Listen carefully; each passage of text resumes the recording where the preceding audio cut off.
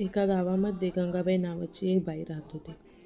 ती घरोघरी काम करून स्वतःचे दिवस ढकलत होती. तिला जे मिळत असे जेवायला तिथे जेवून पोट भरत असे आणि घरी गेल्यानंतर स्वामी समर्थांना नमस्कार करून ती त्यांचे आभार मानत असे की स्वामी, तुमच्या कृपेने मला खायला मिळत आहे. स्वामी वडाच्या झाडाखाली बसून सगळ्या भक्तांना निहाळत असत. एका वर्षानंतर पाऊसच पडला नाही, पीकच आलं नाही. गावातल्या लोकांना दुष्काळाचा सामना करावा लागला. गंगाबाई म्हणाली, स्वामी, आता मी काय करू? माझी लेकरं उपाशी राहिलेत. आणि ती वडाच्या झाडाखाली बसून रडायला लागली.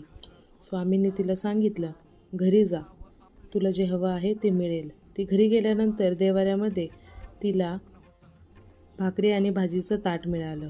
ती म्हणाली, स्वामींवरती विश्वास असेल तर सगळं काही शक्य आहे. जय जय रघुवीर समर्थ.